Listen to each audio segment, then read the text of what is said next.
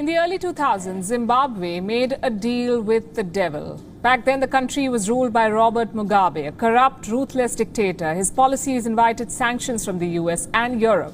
Zimbabwe was cut off from the world. So what did Mugabe do? In 2003, he unveiled the Looking East policy. He found a willing partner in China. And since then, Beijing has flooded Zimbabwe with loans and investments.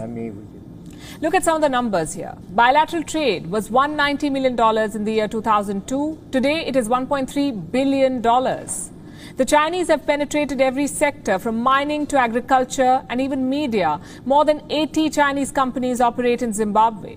Together, they have invested upwards of $10 billion. But Chinese loans are always backhanded. They come packaged with deceit. Almost 2 decades later, Zimbabwe is realizing this. You see, China did not just bring money. They brought their abhorrent work culture as well. Local employees are treated like slaves. They don't get proper wages, no compensation for injuries. Gas leaks and factory defects are allowed to fester. Workers are brutalized every day. We get many reports, and they don't want those issues to be attended to. So they push back every time we raise issues. They push back and accuse those who are raising issues for bullying them. And that has been the behavior of them every time. They pretend sometimes, if you speak to them, they pretend not to understand the language. But they understand the laws. They employ very professional people in their HR departments. But cases of work deficits are plenty within the Chinese investment across the country.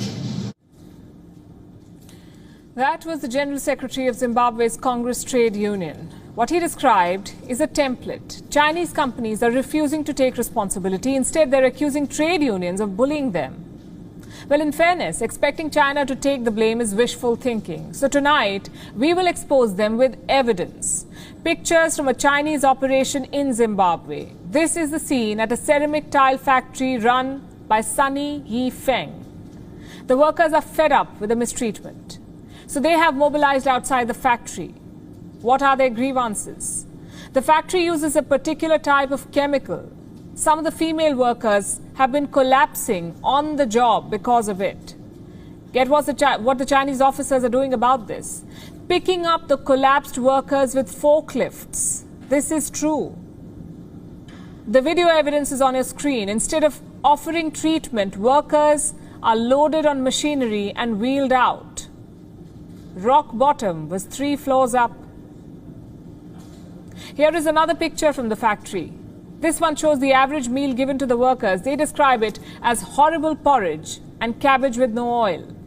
This soggy abomination is what a worker gets after toiling endlessly in Chinese factories. What do we call this? Forced labor, slave labor, or just typical Chinese exploitation? Does the government in Zimbabwe know what is happening? All indications are they do. Health inspectors and Labour Department officials have seen these pictures, so why has there been no action? Because when you strike a deal with the devil, you pledge your conscience. The government is indebted to China. They cannot afford to antagonize Beijing. A string of similar incidents has emerged in Zimbabwe, and all of these incidents remain unaddressed.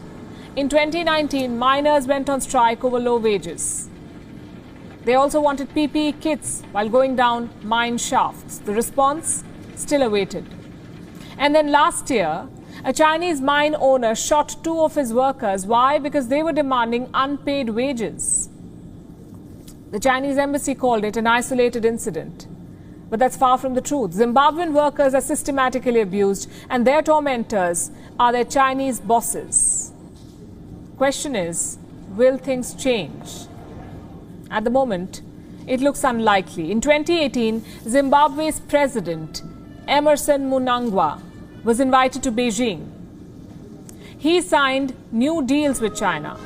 Today, Zimbabwe's map is dotted by Chinese projects. They're upgrading the Robert Mugabe International Airport. They're building a $3 billion coal plant in Sengwa. They're refurbishing Zimbabwe's largest power station, and this year they opened an iron ore mine and a carbon steel plant. To put it simply, China is sucking the sovereignty out of Zimbabwe. Their GDP is $20 billion. Chinese investments are worth $10 billion. When these Chinese loans come due, what do you think will happen? Asset transfer. Zimbabwe will have to surrender strategic assets to China. This is China's playbook all over the world, exploiting local employees and workers and then trapping helpless nations in debt. We've given you the evidence. Now it's for the international community to act. WION is now available in your country. Download the app now and get all the news on the move.